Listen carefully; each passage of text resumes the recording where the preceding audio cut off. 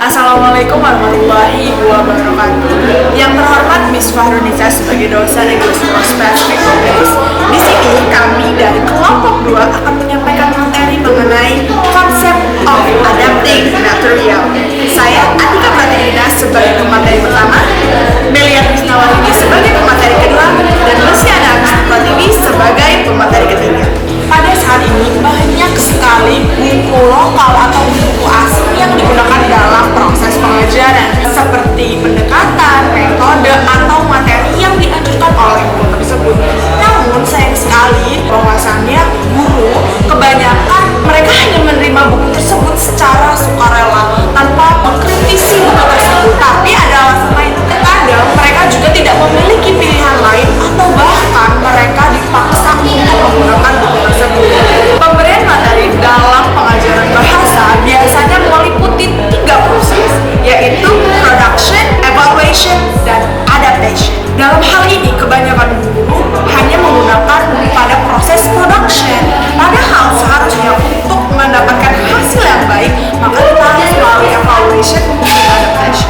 Lalu, apa itu adaptasi? Menurut McDonald, adaptasi merupakan suatu proses mencocokkan apa yang harus kita kerjakan atau kriteria eksternal dan apa yang ditawarkan oleh materi atau kriteria internal untuk memaksimalkan kesesuaian bahan ajar dalam suatu konteks. Apa saja yang termasuk kriteria eksternal? Yang pertama adalah karakteristik peserta didik, yang kedua adalah ukuran kelas, yang ketiga adalah teknologi dan sumber daya, dan yang terakhir adalah lingkungan fisik. Lalu bagaimana dengan kriteria internal? Kriteria internal ini seperti tentang kemahiran, pemilihan topik, dan lain sebagainya. Untuk lebih singkatnya, adaptasi itu adalah modifikasi yang dilakukan pada bagian tertentu sesuai dengan kebutuhan siswa, tuntutan guru, dan administrasi. Tujuan adaptasi itu sendiri adalah untuk memaksimalkan bahan ajar yang ada dalam konteks agar sesuai dengan kebutuhan siswa. Coursebook memang membantu dalam beberapa hal dalam pengajaran bahasa, tapi tidak menjadi keseluruhan.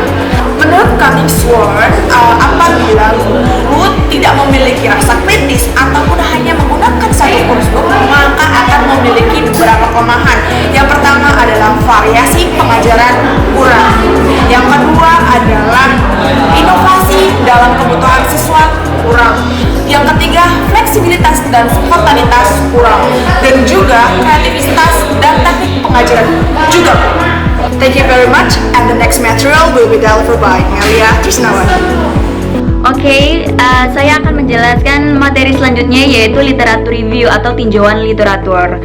Kita tahu persis bahwasannya buku paket atau textbook itu merupakan elemen terpenting dari sebuah kurikulum untuk sebuah pengajaran, terutama bagi guru. Itu memegang peran yang sangat penting di dalam guru menyampaikan materi. Tetapi banyak sekali perdebatan karena terkadang isinya tidak sesuai dengan apa yang dibutuhkan oleh siswa. Maka dari itu di dalam hal ini muncullah konsep adaptasi materi. Nah, kita akan melihat pandangan dari blog pandangan ahli, yaitu blog pada tahun 1991.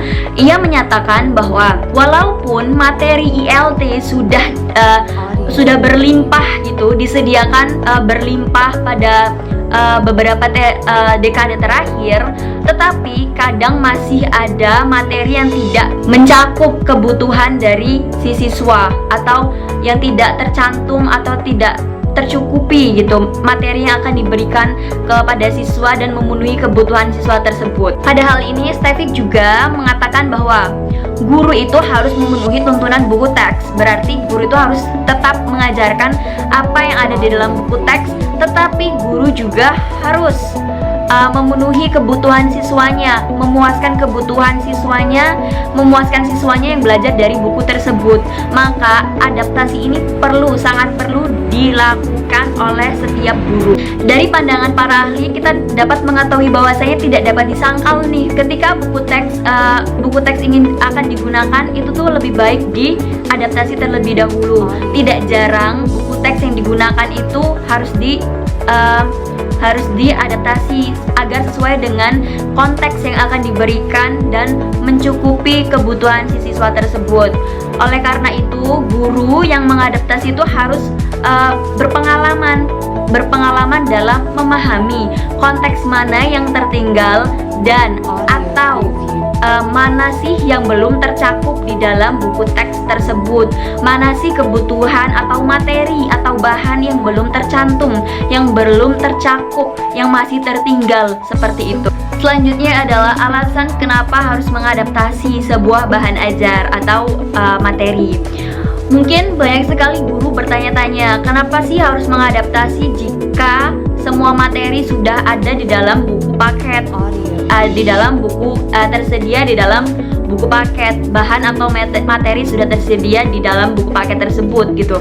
Kenapa gitu? Menurut Richard dan Renandia pada tahun 2000 itu menyatakan bahwasanya buku teks mungkin saja tidak mencerminkan atau tidak memenuhi kebutuhan si siswa, dan juga alasan yang pertama adalah konten yang tidak sesuai dengan tingkat kemahiran pelajar. Misalnya seperti ini, ambil contoh buku paket yang tersedia di kelas 11 SMA itu berisikan tentang materi yang mencakup keahlian anak untuk kelas 12. Itu sangat-sangat tidak sesuai.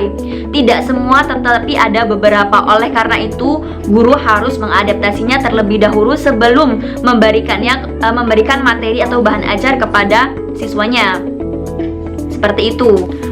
Yang kedua, materi tidak sesuai dengan waktu yang diberikan di dalam kursus itu. Jadi materi tersebut tidak sesuai dengan waktu yang diberikan di dalam sekolah ataupun kursus. Mungkin saja jamnya itu lebih banyak gitu. Jadi guru harus pintar-pintar mengadaptasi materi tersebut terlebih dahulu sebelum menyampaikannya di dalam kelas. Nah, yang selanjutnya adalah tatanan bahasa, cakupan tata bahasa yang tidak cukup gitu. Jadi misal anak gizi diberikan tatanan bahasa atau tata bahasa, diajarkan materi tentang bagaimana menyampaikan materi atau menyampaikan hasil analisis di depan kelas, karena mereka anak gizi biasanya analisis gizi. Tetapi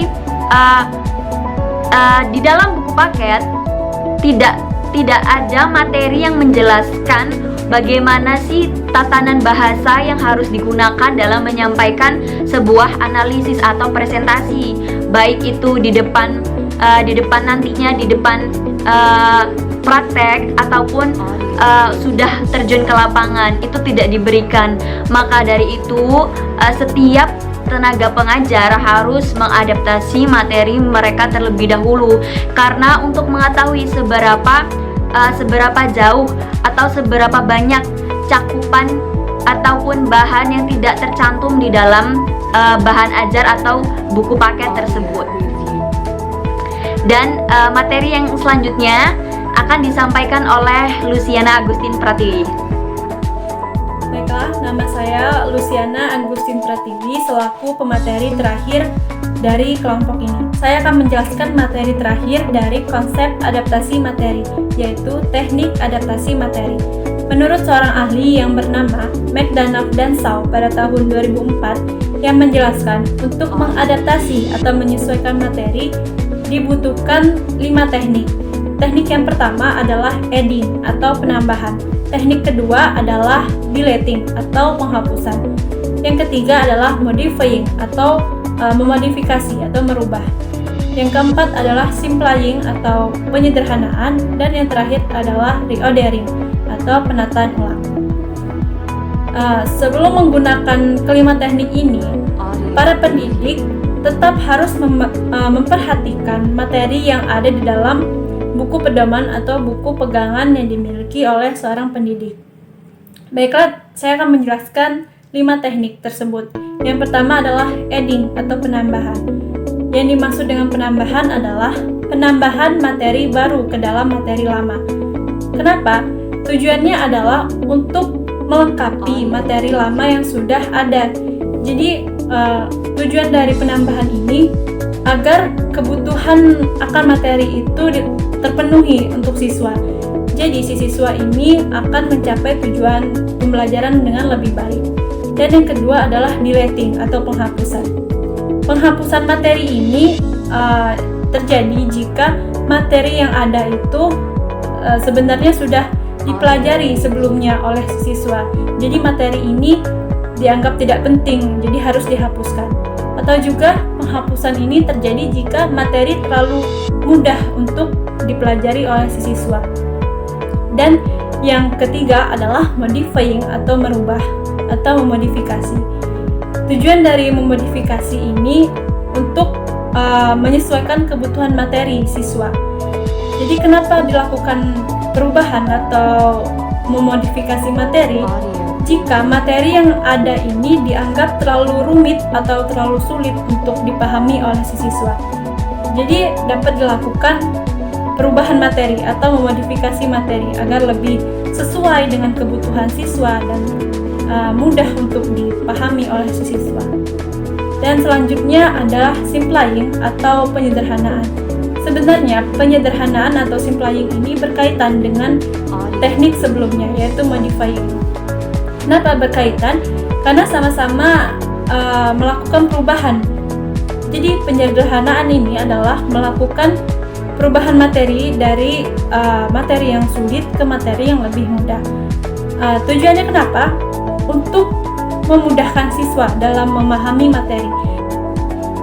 Teknik terakhir adalah reordering atau penataan ulang. Proses penataan ulang ini adalah menata ulang urutan materi yang akan diberikan pendidik kepada siswanya pada proses pembelajaran nantinya. Apa tujuannya? Tujuannya agar materi yang akan diberikan ini sesuai dengan kebutuhan si siswanya dan sesuai juga dengan kemampuan siswanya nanti.